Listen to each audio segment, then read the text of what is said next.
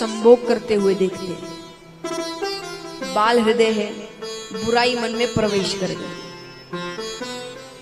बुराई हमेशा नेत्रों से प्रवेश करती है, हमेशा याद रखना।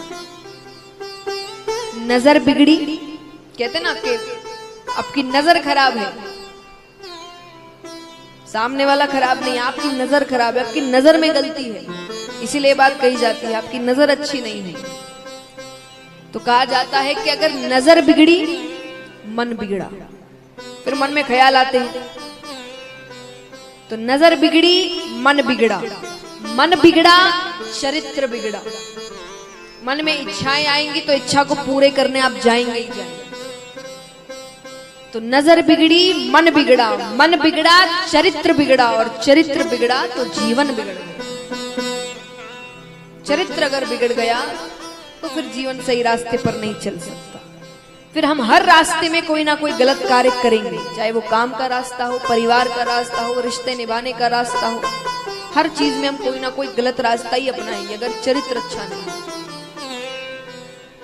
तो बुराई मन में प्रवेश कर गई। अब एक बुराई अगर आ जाए, एक अवगुण आ जाए, तो अपने भाई बंधुओं को बुला ही लेते हैं।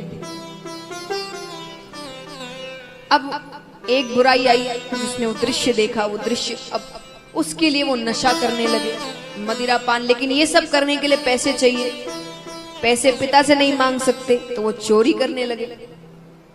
कुछ समय बाद पिता की मृत्यु हो गई। अब पूरी आजादी, अब किसी से कोई डर नहीं, चोरियां डकैतियां बन रही है, बड़ा सा महल खड़ा किया, कितनी रानियां हैं, पत्नियां हैं, सब साथ रहते हैं। उसी नगरी में 100 वर्षों की तपस्या कर कर एक संत उठते हैं। उन्होंने गांव वालों से कहा कि किसी ब्राह्मण का घर है क्या यहाँ पर, क्योंकि मुझे एक रात बितानी, अब तपस्या कर कर उठे, ब्राह्मण के घर ही मैं रात बिता सकता हूँ। सबने कहा घर तो है पर वो ब्राह्मण कहलाने लायक नहीं है। पिता जब तक थे तब तक घर थोड़ा सही था, पर अब ऋषि ने कहा मुझे क्या करना है उस व्यक्ति से, मुझे तो बस एक ब्राह्मण के घर रात बितानी है, कल सुबह फिर कहीं निकल जाना है। अब इतना बड़ा महल है, इतने कमरे हैं, अजामिल ने एक कमरा दे दिया, एक कमरे में रात आप रह लो। आज एक ही रात है, वो संत तो उसका भगवान का नाम जप करने में बिता रहे हैं और अजामिल उसे गलत कार्यों में बिता रहे हैं। संत ने उसी रात में सब कुछ समझ लिया, कौन है ये, इसने क्या किया जीवन भर, कैसे क्या हुआ। सुबह उठते हैं, जाने लगते हैं। संत ने कहा कि तुमने मेरी सहायता करी, कुछ वरदान चाहते हो तो? उसने कहा सब है मेरे पास, आप जाइए। ठीक है, एक और काम करोगे मेरा? क्या काम? बोले तुम्हारी पत्नी अभी गर्भवती है। बोले हाँ। बोले उससे 10वां गर्भ है। बोले हाँ। तो बोले उससे जो बालक होगा ना, उसका नाम तुम नारायण रखना। क्या रखना? नारायण। उसने कहा ठीक है, और उसने जो वचन दिया था वही किया। जब उसके बालक होता है, उसने बालक का नाम नारायण रखा। अब देखिए, ऐसा नहीं है कि वो भगवान से नफरत करता था, भले ही पूजा नहीं करता था, पर नफरत नहीं, तो उसे नारायण नाम रखने में कोई झिझक नहीं हो रही थी, उसने रख दिया नाम। अब क्योंकि घर का सबसे छोटा बालक है, उसमें प्रेम बहुत ज्यादा है, तो अब अजामिल के मुख में हर वक्त एक ही नाम, नारायण। इधर आना, नारायण कहाँ गया? नारायण को भोजन कराना, नारायण को उठाना, नारायण को घुमाना, नारायण के लिए कपड़े लाना, नारायण नारायण नारायण, दिन भर नारायण। उसके मुख में एक ही नाम रहता दिन भर। समय बीतता है, अंत समय आता है, अंत समय यमराज आते हैं, खींच कर लाने लगते हैं यम के दूत। अब उनको देखकर वो डर गया, और डर के मारे उसने क्या चिल्लाया? नारायण मुझे बचाओ, नारायण मुझे बचाओ। और नारायण नाम सुनते ही भगवान उठते हैं। भगवान ने अपने पार्षदों को भेजा कि जाओ देखो, उसकी सहायता करो, कौन चिल्ला रहा है, मेरी आवाज कर रहा है। भगवान के पार्षद जाते हैं। अब यम के दूत भगवान के पार्षदों को देखकर भाग गए। यमराज भगवान के पास आकर कहते हैं कि अगर आपके किसी भक्त का अंत समय हो, मैं नहीं जाता, लेकिन इतने पापी के लिए आपके पार्षद आए। भगवान कहते हैं पापी हो कि पुण्य करने वाला हो, तुम्हें अच्छे से पता है अंत समय में अगर वो मेरा नाम ले ले तो वो नरक लोक नहीं जाता। बोलिए भक्तों भगवान की। अरे यमराज ने कहा प्रभु वो आपका नाम नहीं ले रहा था, वो अपने पुत्र नारायण का नाम ले रहा था। भगवान कहते पुत्र समझकर, पिता समझकर, मित्र समझकर, शत्रु समझकर, वो नाम तो मेरा ही ले रहा था। इसीलिए हमारे बड़े बुजुर्ग हमारे नाम भगवान के नामों पर रखते थे, क्योंकि दिन भर कोई पूजा पाठ नहीं करता। कौन है यहाँ पर जो दिन भर भगवान का नाम लेता रहता है? कोई नहीं लेता। सुबह पूजा किए, शाम को पूजा किए, दिन में कार्य में लगे हैं। पर बच्चों के नाम हम दिन भर लेते रहते हैं। कभी बुला रहे हैं, कभी कोई बात कर रहे हैं, तो बार बार मुख से भगवान का नाम निकलता है। इसीलिए कहा जाता है कि घर के बच्चों के नाम भगवान के नामों पर। और ठाकुर जी के तो इतने सुंदर सुंदर नाम हैं, कोई बोल ही नहीं सकता उनके नामों को देख करके भाई ये पुराने हैं या वैसे। इतने नाम हैं उनके, जो नाम चाहो वो नाम रख सकते हैं। और देखिए ये सब क्या है? ये सब भगवान के तरीके हैं भक्त को अपने पास बुलाने के लिए।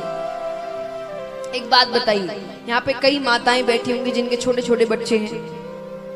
कई बार घर में जब झगड़ा हो जाए या पति से झगड़ा या कोई भी झगड़े, तो उसका गुस्सा बच्चों पर उतरता है। कई बार ऐसा होता है, कहीं और का गुस्सा बच्चों पर ही उतरता है। तो कोई छोटे से बच्चे को ज्यादा ही डांट दिया या गलती से कभी हाथ भी उठा दिया। अब क्योंकि वो छोटा है, समझदार तो समझ जाएगा कि भाई गुस्से में थे इसलिए, पर जो नादान है वो फिर आपसे डर जाता है, आपके पास नहीं आना चाहता। तो आप उनको अपने पास कैसे बुलाते हैं? बच्चा आपसे डर गया, आपसे दूर भाग रहा है, तो आप कैसे बुलाओगे अपने पास उसे? बताओ। लालच। अब बच्चे को लालच देंगे, कैसा? चॉकलेट दे, आइसक्रीम खिलाऊं, बाहर घुमाने लेकर जाऊं, अब नहीं डांटेंगे, मेरे पास आ तो सही। तो अब लालच देते हैं, तब जाकर वो आपके पास आता है। तो ये सब भगवान के लालच है। अब देखिए सांसारिक लालच वो आपको दे नहीं सकते, धन इत्यादि, ये सब तो हम खुद ही कमा रहे हैं, कार्य कर रहे हैं। भगवान खुद ने कहा कर्म करो, उसका फल अपने आप मिल जाएगा। पर हमारे हाथों में जो चीजें नहीं है, भगवान उसका लालच देते हैं। भगवान कहते पाप खत्म कर दूंगा, नरक लोक नहीं जाने मिलेगा, कल्याण हो जाएगा, मुक्ति मिल जाए। अरे मेरे पास आ तो शरीर। भगवान आपको अपने पास बुलाते हैं। तो भगवान को अपना बनकर पुकारना है। कई बार कई भक्त कहते हैं कि हम इतने बड़े भक्त नहीं हैं, हम पर कहाँ कृपा होगी। मुझसे कई जन कहते हैं, बोले आप पे तो बड़ी कृपा होगी, आप इतनी भक्ति करते हैं। जरूरी नहीं जो भक्ति करे उन पर ही कृपा होती है। आप जितना अपना बनकर भगवान को पुकारेंगे ना, भगवान उतने आपके पास आएंगे। क्यों? क्योंकि योग्यता में वो ताकत नहीं जो ताकत अपनेपन में। एक बहुत अच्छा उदाहरण देती हूं मैं आपको, भगवान के लिए ये उदाहरण, कार्यों के लिए नहीं। कार्यों में तो आपको योग्यता ही जरूरी होती है, पर भगवान के लिए। एक बार एक बहुत बड़े सेठ जी थे, बहुत बड़ी कंपनियां चलती थी उनकी। उनकी कंपनी में एक कर्मचारी काम करता था, अच्छी पोस्ट पे, पढ़ा लिखा, ईमानदार, मेहनती। तो वो महीने के 60-70 हजार कमाता था, अच्छी कमाई है। वहीं पर सेठ जी के एक पुत्र था, इतना अयोग्य, इतना ज्यादा अयोग्य कि उसे कोई महीने के 100 रुपये भी ना दे, इतना अयोग्य था। लेकिन जब सेठ जी की मृत्यु हो जाती है, तो सेठ जी की जो पूरी जायदाद है किसके नाम पर जाती है? कर्मचारी के नाम पर। किसके नाम पर? बेटे के नाम पर। क्यों? क्योंकि वो अपना है, वो कैसा भी है वो अपना है।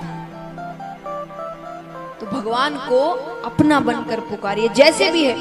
बच्चे बड़ी से बड़ी गलती कर दे, आते घूमकर किसके पास है? माँ बाप के पास। उनकी वो डांट भी सह लेंगे, पर आते उन्हीं के पास है कि भाई हो गई गलती, अब इससे बाहर कर दो।